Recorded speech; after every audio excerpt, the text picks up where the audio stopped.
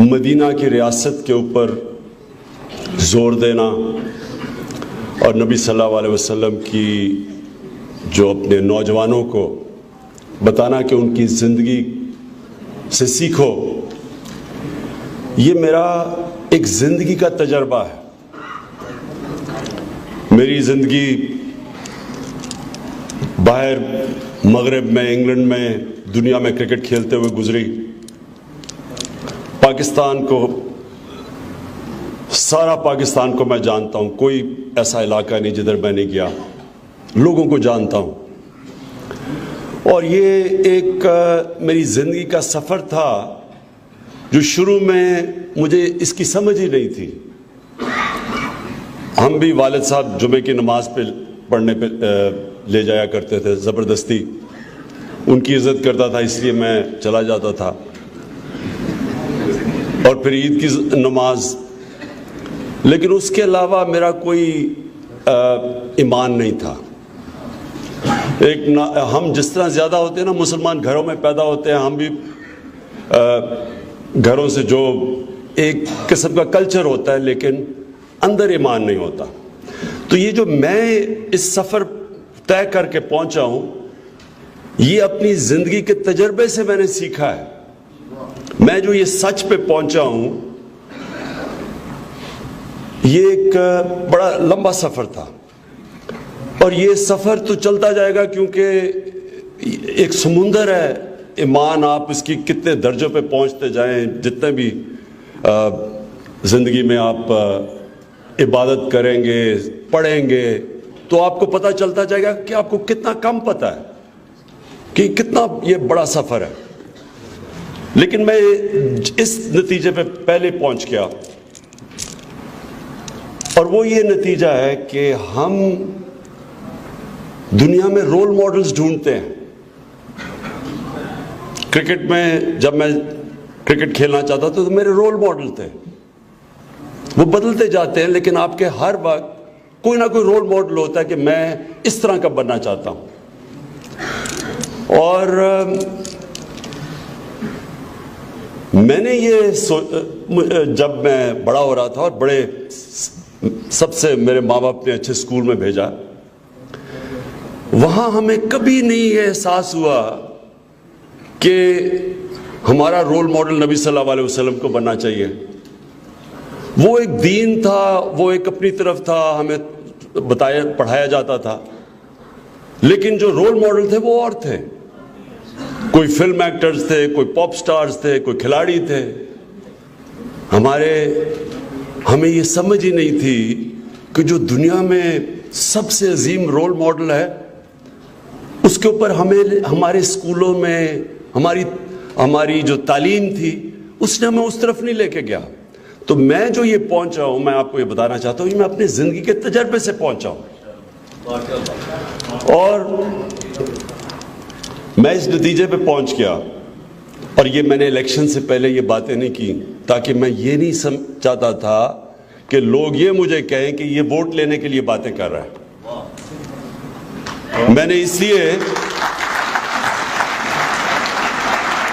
میں نے مدینہ کی ریاست کی باتیں الیکشن کے بعد شروع کی، جب الیکشن جیت گیا، کیونکہ دیکھیں میرا یہ ایمان ہے، اگر ایک انسان نے عظیم انسان بننا ہے تو نبی صلی اللہ علیہ وسلم کو رول ماڈل بنا لو۔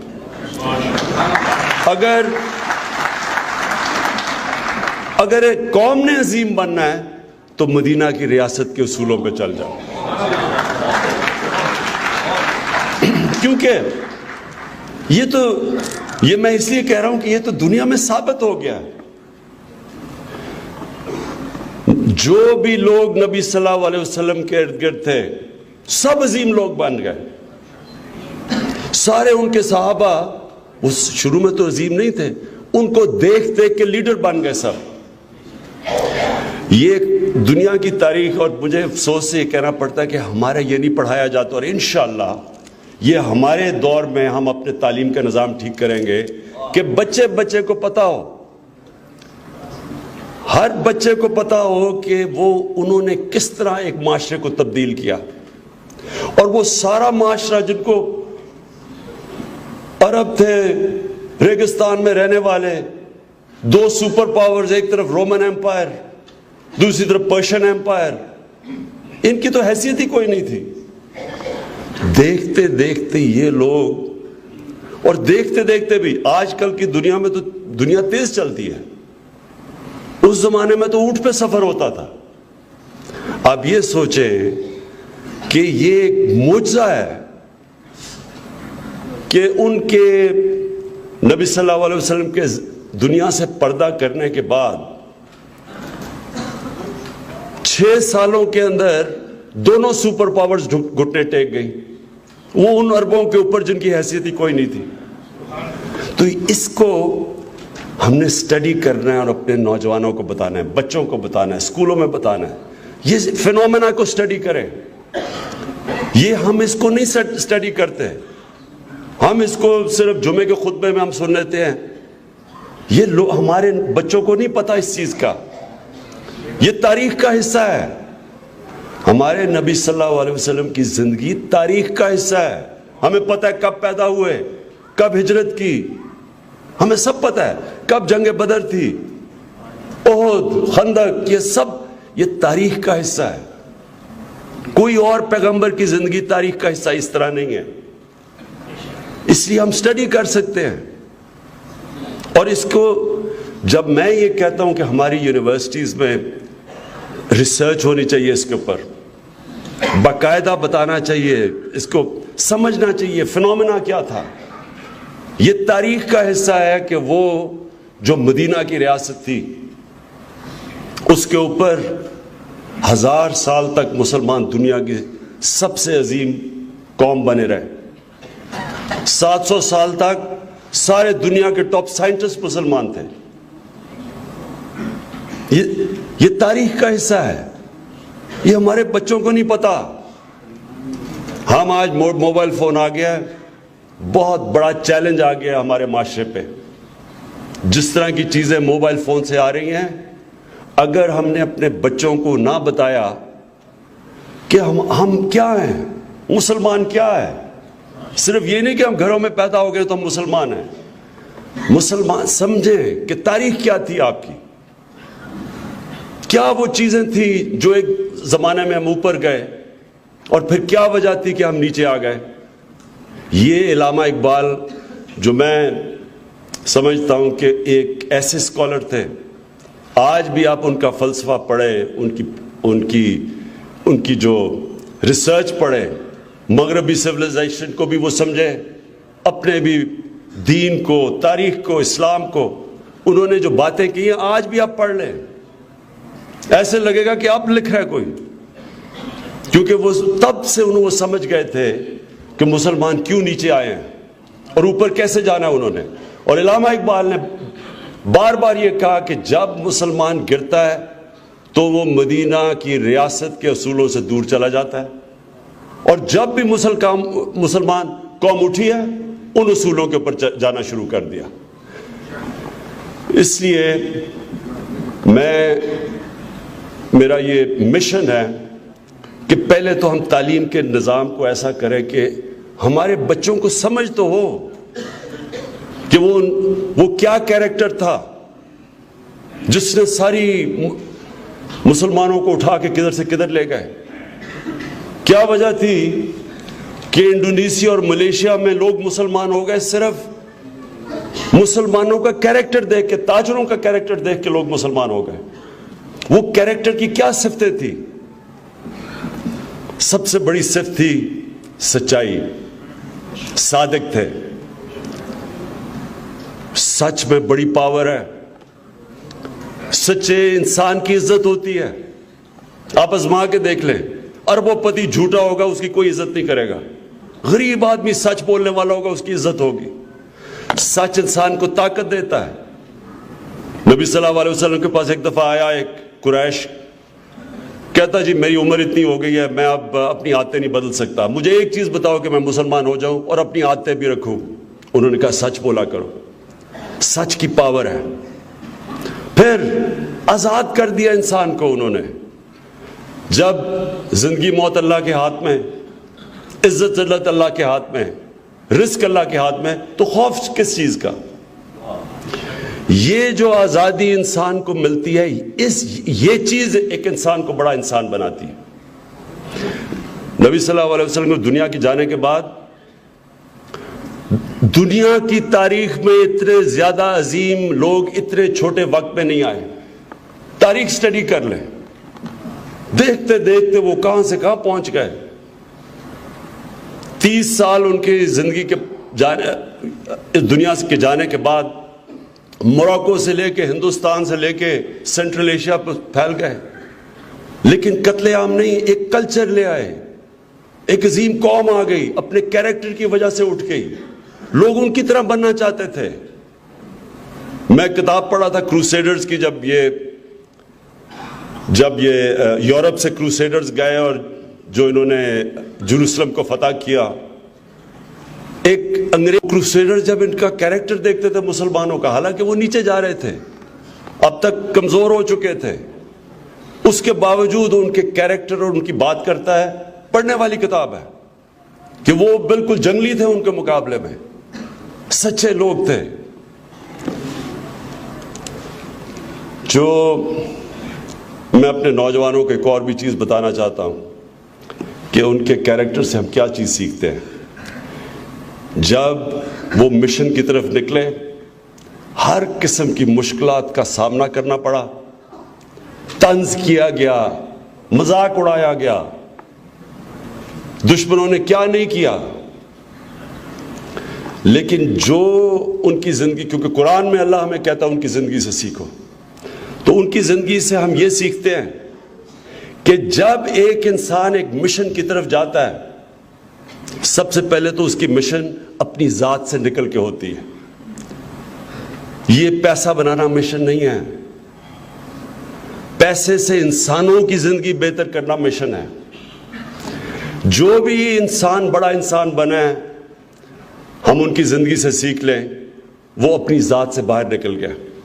بڑا انسان وہ ہوتا ہے جو اپنی ذات کے لیے زندگی نہیں گزارتا۔ بڑے بڑے امیر لوگ آئے دنیا میں، کون سی دنیا کی تاریخ کس امیر آدمی کو جانتی ہے؟ لیکن اس امیر آدمی کو جانتی ہے جو اپنے پیسے سے انسانوں کی خدمت کرتا ہے۔ جب ان کی فوجوں نے فتح کر لیا سارا عرب، وہ انہوں نے اپنے اسی گھر میں رہے، مسجد نبی میں، محلات نہیں بنائے۔ جب وہ جا رہے تھے دنیا سے، کوئی جائیدادیں نہیں چھوڑی اپنی، کوئی پیسہ نہیں بنایا۔ یہ جو پیسہ بنانا ہے، یہ سب سے زیادہ بت پرستی ہے۔ یہ ہم یاد رکھ لیں کہ اگر انسان جب تباہ ہوتا ہے، وہ اپنی زندگی کی مشن پیسہ بنا لیتا ہے۔ ہم نے اپنے نبی صلی اللہ علیہ وسلم کی زندگی سے ہمیں یہ پتہ ہے کہ وہ اتنے عظیم آدمی تھے۔ کوئی آج تک جو مائیکل ہارٹ کی بات کرتے ہیں 100 گریٹسٹ مین، ان میں سب سے اوپر وہ ہمیشہ رہیں گے، کیونکہ کسی نے وہ اچیو کیا ہی نہیں جو انہوں نے کیا ہے۔ لیکن کیا ان کا تو پیسہ بنانا مقصد ہی نہیں تھا، ان کی پاور بھی مقصد نہیں تھا۔ پاور بھی، پیسہ جو بھی وہ کرتے تھے ایک انسانیت کے لیے تھے۔ جتنے بھی بڑے بڑے صوفی آئے اس برے صغیر میں، آج بھی ان کے مزاروں پہ چلے جاؤ، لاکھوں لوگ جاتے ہیں وہاں، کیونکہ وہ ان کی سنت پہ چل رہے تھے نبی صلی اللہ علیہ وسلم۔ وہ بھی بڑے انسان تھے، جو ان کے راستے پہ چلتا ہے وہ بڑا انسان بن جاتا ہے۔ نیلسن مینڈیلا، میں اس کی مثال اس لیے دیتا ہوں کہ اس نے بھی 27 سال جیل میں گزارا۔ جو بھی ان کی کیریکٹرسٹک فالو کرتا ہے وہ اللہ اس کو اٹھا دیتا ہے۔ اس نے 27 سال جیل میں گزار کے سب کو معاف کر دیا جب وہ جیل سے باہر نکلا، اور ساؤتھ افریقہ کو خون سے بچا لیا۔ اور جب تک ساؤتھ افریقہ رہے گا لوگ اس کی عزت کریں گے۔ اسی طرح فتح مکہ کے بعد انہوں نے بھی سب کو معاف کر دیا۔ یہ بڑے انسان تھے۔ قائد اعظم کو ہم کیوں قائد اعظم کی عزت ہمیشہ کریں گے؟ ٹی بی یا کینسر سے ان کو پتا تھا کہ وہ زیادہ دیر زندہ نہیں رہنا تھا، انہوں نے اس کے باوجود پتہ نہیں چلنے دیا کسی کو کہ ان کے پاس زیادہ ٹائم نہیں ہے، کیونکہ شاید ان کے مخالف کو اگر پتہ چل جاتا تو پاکستان نہ بنتا۔ اپنی مشن زیادہ بڑی زندگی سے تھی، ذات کے لیے نہیں کر رہے تھے۔ اور پھر یہ بھی ہمیں پتہ ہے کہ وہ انصاف کرتے تھے. یہ جو بھی انہوں نے بات کی ہاشمی بیگم نے کہ انہوں نے کہا کہ میری بیٹی بھی اگر وہ جرم کرے گی تو اس کو بھی سزا ملے گی. مطلب یہ ہے کہ ان میں رحم بھی تھا اور انصاف بھی کرنا تھا, یعنی کہ جرم کو وہ معاف نہیں کرتے تھے تاکہ معاشرہ اٹھتا تب ہے جب سزا اور جزا ہو معاشرے میں. اور وہی مدینہ کی ریاست تھی. کیا بڑی چیز تھی فلاحی ریاست. جو بھی ہمارے اعلی حضرت کے ہاشمی صاحب نے جو باتیں کی, انہوں نے کہا کہ بنیادی ضروریات اسٹیٹ ریاست کی ذمہ داری انسانوں کی پوری کرنے, اس کے بعد لوگوں کو انصاف دے کے آزاد کرو. جو انصاف ہے وہ انسانوں کو آزاد کر دیتا ہے. یہ جو ناانصافی ہے, یہ ایک ملک کے اندر سب سے بڑا جو ظلم ناانصافی کا ہے, میرٹ ختم ہو جاتی ہے معاشرے سے. معاشرے میں میرٹ ختم ہوئی, معاشرہ کبھی اوپر مقابلہ دنیا کا کر ہی نہیں سکتا. جو مدینہ کی ریاست میں جو اتنے بڑے عظیم لوگ اٹھے تھے, وہ کوئی اپنے خاندان تو بڑے بڑے نہیں تھے. وہ جو لوگ اٹھے وہ میرٹ کے اوپر. آپ وہی جو ایک کتاب بڑی زبردست ہے کہ جب یہ ایک دم دنیا میں پھیلے تو آپ کو پتہ چلے گا سب سے بڑی چیز میرٹ تھی. وہاں جو اچھا کام کرتا تھا وہ اوپر آ جاتا تھا. یہ ہے مدینہ کی ریاست جو اٹھی, میرٹ, انصاف. پھر تعلیم کے اوپر زور دیا. جو بھی بابر اعوان کہہ رہے تھے کہ جنگ بدر کے بعد انہوں نے ایجوکیشن ایمرجنسی زور ڈالا تعلیم کے اوپر. اس لیے تو نہیں 700 سال تک سب سے جو ٹاپ سائنٹسٹ تھے مسلمان تھے. تو میرا یہ ایمان ہے کہ یہ پاکستان اٹھے گا جب انشاءاللہ ہم ان اصولوں کے اوپر اپنے ملک کو لاتے رہیں گے. کئی میرے لوگ بار بار مجھے کہتے ہیں کہ کدھر ہے جی یہ نیا پاکستان, کدھر ہے مدینہ کی ریاست. میں ان کو یہ سمجھاتا ہوں کہ وہ پہلے دن نہیں بن گئی تھی. یہ ایک جدوجہد کا نام ہے.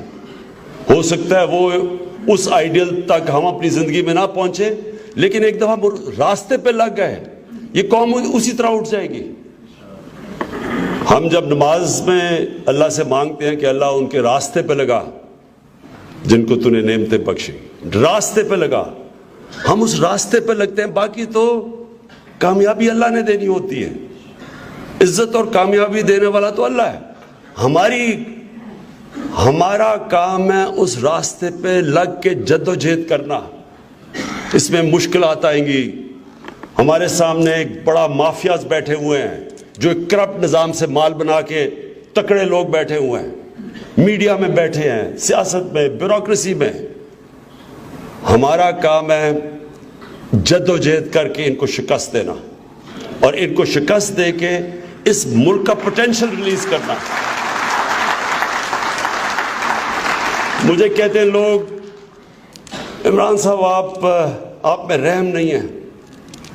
میں یہ بڑی جگہ سنتا ہوں, کیا رحم نہیں ہے جی کہ جن لوگوں نے اس ملک کو کنگال کر کے مکروز کر دیا ان کو معاف کر دیں. میرا کام ان کو معاف کرنا نہیں ہے. میرے پیسے نہیں انہوں نے چوری کیے, قوم کے پیسے چوری کیے ہیں. یا لوگ غربت میں پھنسے ہوئے ہیں, لوگ مہنگائی میں پھنسے ہوئے ہیں کیونکہ لوگوں کا پیسہ چوری کر لیا ہے. نبی صلی اللہ علیہ وسلم نے عبرتناک سزائیں دی تھیں جو کرپشن کرتے تھے. وہ بھی معاف کر سکتے تھے, وہ تو رحمت العالمین تھے. انہوں نے تو اپنی کہا کہ میری بیٹی کو بھی میں معاف نہیں کروں گا. کہنے کا مطلب یہ ہے کہ رحم ہوتا ہے کمزور طبقے کے لیے, غریب طبقے کے لیے, جو بیچارہ پسا ہوا طبقہ ہے, معذور ہیں, جو یتیم ہیں, جو بیوہ ہیں. رحم تو ان کے لیے ہوتا ہے.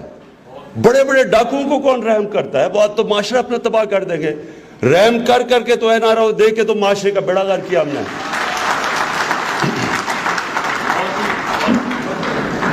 یہ میرا ایمان ہے کہ ہم نے اپنے بچوں کو صرف ان کی جو نبی صلی اللہ علیہ وسلم کے کیریکٹر کی صرف جو مین کوالٹیز تھیں وہی اگر ہم اپنے بچوں کو بتانا شروع کر دیں. دیکھیں مدینہ کی ریاست دو طرح اٹھی تھی. ایک مدینہ کی ریاست میں اصول بنائے گئے تھے, دوسری طرف نبی صلی اللہ علیہ وسلم نے انسانوں کے کیریکٹر اٹھائے تھے، تو انسان ہی تو ریاست بناتے ہیں.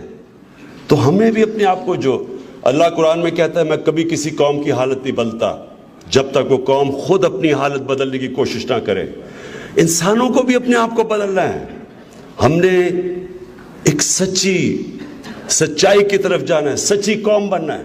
سچ بولنے کے لیے طاقت چاہیے، اور پھر سچ ہی آپ کو طاقت دے دیتا ہے، کیونکہ اللہ الحق ہے، اللہ آپ کے ساتھ کھڑا ہو جاتا ہے. سچائی. پھر ہمیں اپنے آپ کو سوچنا ہے، اپنے اندر رحم پیدا کرنا ہے. یہ جو کمزور طبقہ ہے یہ ہم سب کی ذمہ داری ہے. پاکستان میں ہم خیرات سب سے زیادہ دیتے ہیں، لیکن ٹیکس ہی نہیں دیتے، سب سے کم ٹیکس دیتے ہیں. تو ملک کیسے چلائے ہم؟ لوگوں کو تعلیم دینی ہے، ہسپتال بنانے ہیں، لیکن دنیا میں سب سے کم ٹیکس دیتے ہیں ہم یہاں. اس لیے ہمیں بھی ذمہ داری لینی ہے. میں تو کوشش کروں گا اور انشاءاللہ آپ کو ثابت کر کے دکھاؤں گا کہ یہ جو مدینہ کے ریاست کے اصول ہیں، انشاءاللہ میں آپ کو وہ پاکستان میں لے کے آتا رہوں گا. جیسے جیسے وقت گزرے گا میں لاتا رہوں گا. لیکن میں اپنی قوم سے بھی کہتا ہوں کہ آپ کی بھی ذمہ داری ہے، آپ نے بھی اپنے آپ کو تبدیل کرنا ہے. جیسے رشوت آپ دیتے رہیں گے، ٹیکس آپ نہیں دیں گے، یہ نہ سمجھیں کہ آپ عظیم قوم بنیں گے. اس لیے ہم دونوں کی، ریاست کی اپنی ذمہ داری، انسانوں کی اپنی ذمہ داری، اور علماء سے آخر میں یہ کہنا چاہتا ہوں کہ آپ کی یہ ذمہ داری ہے. ہمارے پاس منسٹری ہے ریلیجس افیئرز، قادری صاحب ہیں، آپ نے ہمیں گائیڈ کرنا ہے. میں تو عالم نہیں ہوں، عالم تو آپ ہیں، یہاں بیٹھے ہوئے ہیں، ادھر ہیں. ہم مسلسل، اور عالم کا بہت بڑا درجہ ہے اسلام میں کہ آپ تاریخ اسلام کی پڑھیں. ایک عالم چلتا تھا، موروکو سے شروع ہوتا تھا، جدھر بھی مسلمان کی ریاست تھی، جب پتہ چلتا تھا عالم میں، اس کے لیے سارے دروازے کھل جاتے تھے، اس کو اچھے اچھے گھروں میں ٹھہراتے تھے، اس کے وظیفے لگ جاتے تھے. جو بڑے بڑے مسلمان کی تاریخ میں بڑے بڑے، میں آپ کیا کہوں، قاتل، جس طرح تیمور تھا، بڑے بڑے، اس نے انسانیت کا بڑا قتل کیا.